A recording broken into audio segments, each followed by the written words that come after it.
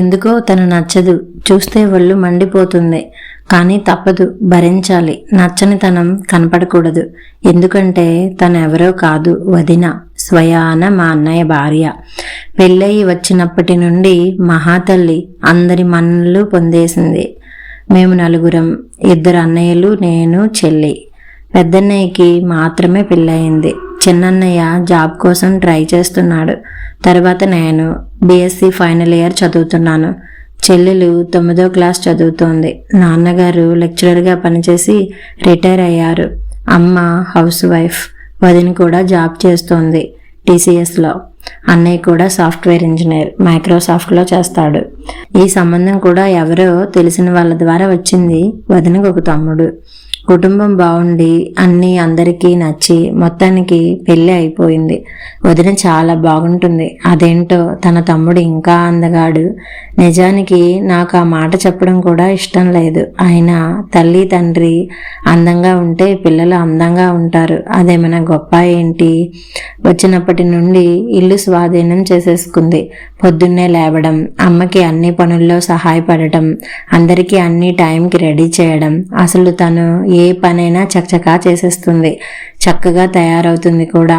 డిగ్నిఫైడ్గా ఉండే అన్ని మోడ్రన్ డ్రెస్సులు వేస్తుంది, చీరలు కడుతుంది. వంట అయితే బ్రహ్మాండంగా చేస్తుంది.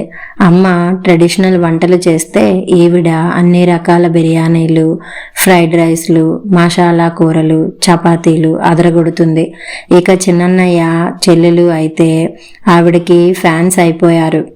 అమ్మ నాన్నగారు ప్రతి దానికి అమ్మ శుచి, అమ్మ శుచి అని పిలవడమే, ఆవిడ సలహాలు తీసుకోవడమే.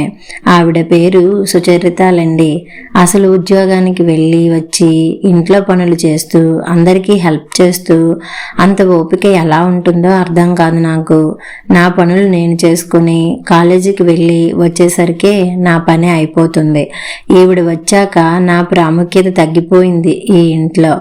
నేను పొద్దున్న వంటింట్లోకి వెళ్ళబోతుంటే వదిన మాట వినబడుతోంది.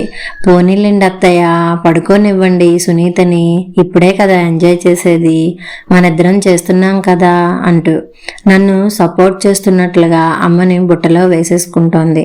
అంతా నటన. నెమ్మదిగా తన స్థానాన్ని బలోపేతం చేసుకుంటుందేమో అనిపిస్తోంది నాకు.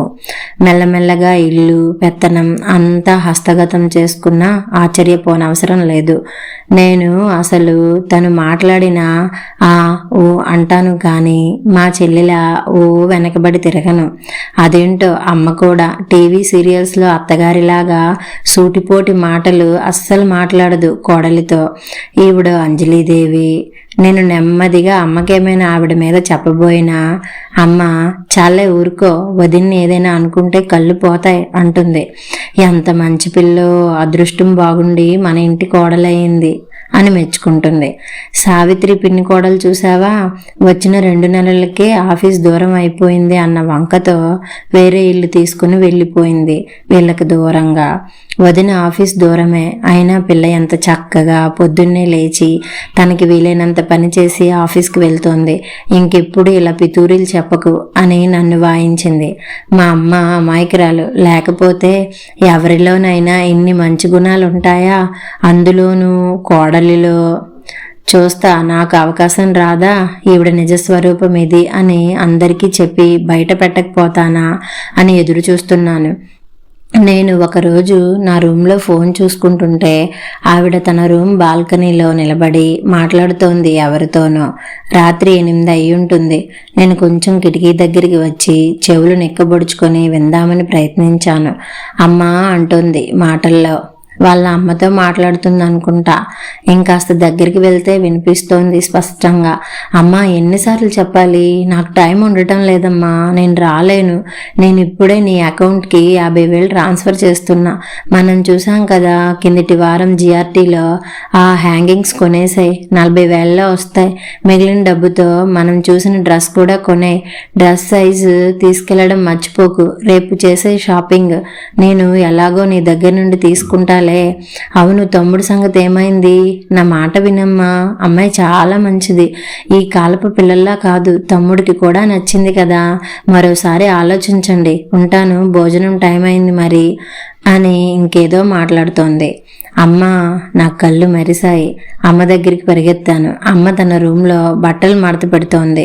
పక్కన కూర్చొని పోసుగుచ్చినట్లు మొత్తం చెప్పేశా. కళ్ళు చేతులు తిప్పుతూ, 50,000 పంపిందమ్మా, ఏదో కొనమంటోంది, గోల్డ్ అనుకుంటా అన్నాను. అమ్మ మొహంలో కొంచెం రంగులు మారడం నా దృష్టిని దాటిపోలేదు. అయినా అమ్మ వెంటనే తేరుకుని, ఊరుకో, అలా విన్న వెంటనే మనం ఏదేదో ఊహించుకోకూడదు. ఒకవేళ అలా కొనుక్కున్నా కూడా తప్పులేదులే, సంపాదించుకుంటుంది కదా, ఇంకెవరికి చెప్పకు, పద భోజనానికి అంది. చెప్పొద్దు. అమ్మ మనసులో విషబిందువు వేశాననే ఆనందం నన్ను నిలవనీయలేదు. 2 రోజులు హుషారుగా గడిచిపోయాయి నాకైతే. ఆ రోజు రాత్రి 9:30కి చెల్లి వచ్చి పిలిచింది. నేను చదువుకుంటుంటే, అక్క, అమ్మ పిలుస్తోంది అంటూ. నేను వస్తున్నా అంటూ చెల్లి వెంట వెళ్ళేసరికి డ్రాయింగ్ రూమ్లో అమ్మ, నాన్న, అన్నయ్య, తను ఉన్నారు. ఏంటి మీటింగ్ అబ్బా అనుకుంటూ ఉండగా వదిన నాతో అంటోంది, నేను రేపు తొందరగా ఆఫీస్కి వెళ్ళాలి, అప్పటికి నువ్వు లేవవు కదా, అందుకని పిలిచాను అని. ఈవిడ తొందరగా వెళ్ళడానికి నేను లేవకపోవడానికి సంబంధం ఏంటో అని మనసులో విసుక్కొని ముఖానికి చిరునవ్వు పులుముకుంటూ సోఫాలో కూర్చున్నా.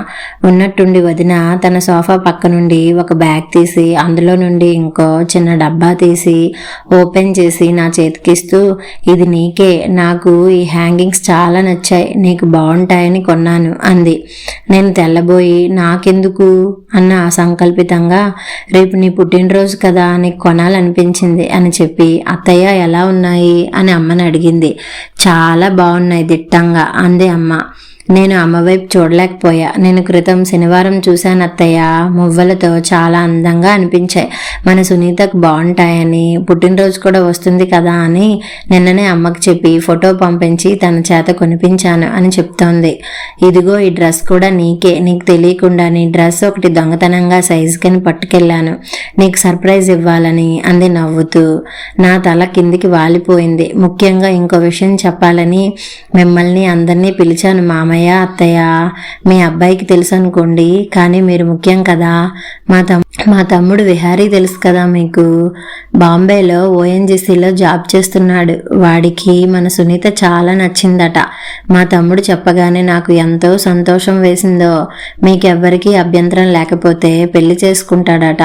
అఫ్కోర్స్ సునీత అంటే మా ఇంట్లో అందరికీ ఇష్టమే, చాలా నెమ్మది అని, మనం 10 మాటలు మాట్లాడితే తన మాట మాట్లాడుతుందని, ఈ కాలంలో ఇలాంటి అమ్మాయిలు అరుదు అని మా అందరి అభిప్రాయం. ఈ సంవత్సరం తన చదువు అయ్యాకే, అది తనకి ఇష్టమైతేనే ఈ ప్రపోజల్.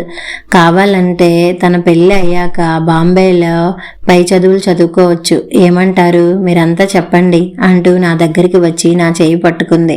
నేను అప్రయత్నంగా లేచి నిలబడ్డాను, నా కళ్ళల్లోకి చూస్తూ. నీకు ఇష్టమైతేనే సుమా, కావలసినంత టైం తీసుకొని ఆలోచించుకో అంది స్నేహంగా నా చెయ్యి నొక్కుతూ. నేను గబాల్న తనని కౌగిలించుకున్నాను. తను నాకేదో ఖరీదైన గిఫ్ట్ ఇచ్చినందుకు కాదు, తన అందమైన తమ్ముణ్ణి నాకు ఆఫర్ చేస్తున్నందుకు కాదు, నా మీద తన నిజాయితీతో కూడిన ప్రేమకి, అభిమానానికి స్థానువునై, మనస్ఫూర్తిగా నాలో కలిగిన పశ్చాత్తాపం కరిగి కన్నీరై నా మనసులో తన పట్ల పెంచుకున్న కుళ్ళుని, కల్మషాన్ని, అసూయని కడిగేస్తుంది. కథ సమాప్తం.